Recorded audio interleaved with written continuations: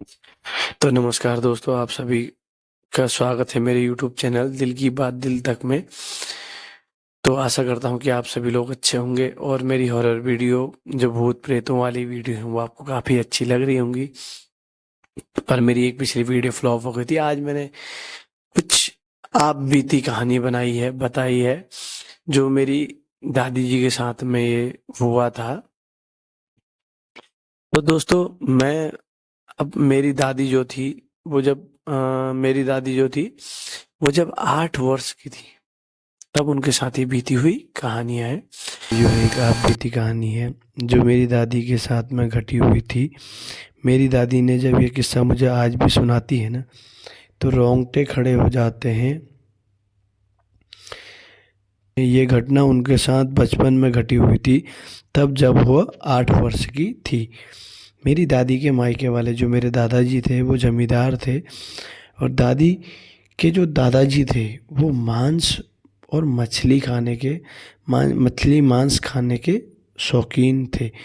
वो रात के वक्त में दारू भी पीते थे, तो उन्हें जो खाने में जो मछली खाते थे और कई मीट मांस खाते थे, तो उन्होंने उस उस दिन उनके साथ में एक लड़का भी उनके साथ में एक लड़का भी काम करता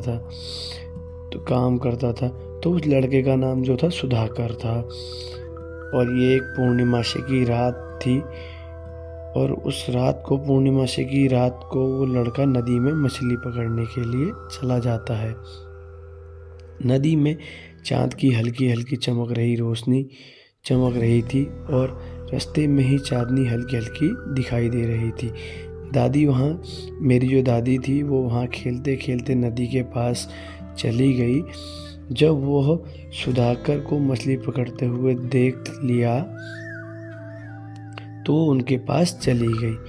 जो सुधाकर ने उन्हें देखकर वापस घर जाने को कहा, पर दादी ने जिद पर अड़ी रही और वो वहीं बैठ गई और बैठकर मछली को टोकरी में भरने लगी। और जब टोकरी में भरने लगी, जब वो नहीं मानी तो सुधाकर जबरदस्ती हाथ पकड़कर एक हाथ में जब दादी नहीं मानी तो सुधाकर एक हाथ में दादी को लेके और दूसरे हाथ में मछली की टोकरी लेकर वहाँ से चल दिए। तभी दादी के दिल को दहला देने वाला एक भयानक दृश्य देखने को मिला। तो दादी बताती हैं, अभी भी ये बात बोलते वक्त मुझे डर लग रहा है कि वहाँ पर बड़े बड़े बांस के पेड़ थे जो सब एकदम अचानक से नीचे गिर गए। साथ ही नीचे सो गए धड़ाम से, बारिश की बूंदों की तरह रेत में।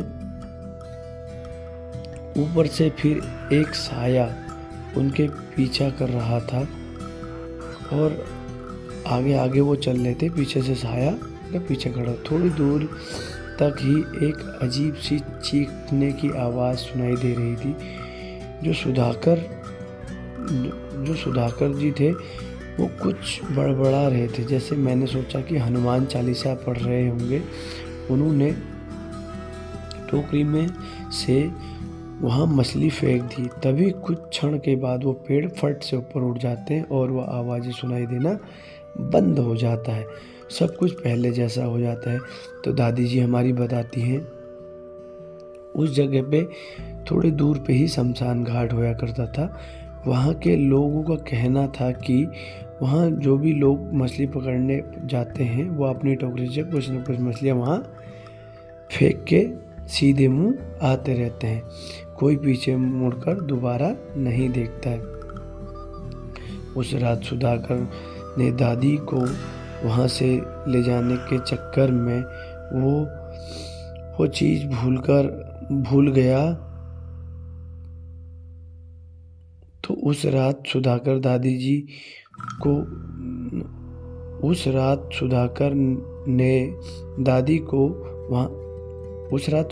जी ने दादी को ले जाने के चक्कर में वो भूल गया। कहते हैं आत्माएं जो होती हैं वो मांसाहारी होती हैं, और चीज़ों की आस में रहती हैं। तभी दादी जी बताती हैं तभी दादी बात बताती हैं कि सामने मतलब कि दादी जी के सामने आ गई। हालांकि वो आत्मा इन चीज़ों पे विश्वास नहीं करती हैं, लेकिन वो चीज़ हमेशा के लिए उनके जहन में रह गई है। और दादी जी मुझे समझाने दादी जी समझ नहीं पा रही थी कि ये घटना सच था या वहम। उसी बातों को लेके दादी जी के शरीर को दादी जी बताती हैं 2-3 दिन तक हमें बुखार थी। वैद्य जी का कहना था कि वो चौंक गई हैं, डर गई हैं, उसकी वजह से उन्हें बुखार हो गया है। मतलब कि दादी वहाँ गई थी तो वो डर गई है और चौंक गई तो उनको बुखार हो गया। उस दिन के बाद कभी वो नहीं गई। वो दिन है और ये दिन है, कभी नहीं भूल सकती। इन प्रश्नों को वो भूल नहीं सकती हैं। उस दिन के बाद वो कभी वहाँ नहीं गई, पर वो दिन को भी कभी नहीं भूल सकी थी। वही प्रश्नों को दिमाग में घुमा रही थी कि वो घटना सच थी या आंखों का वहम। तो दोस्तों, मेरी ये वीडियो आपको कैसी लगी ये आप मुझे ज़रूर बताएं।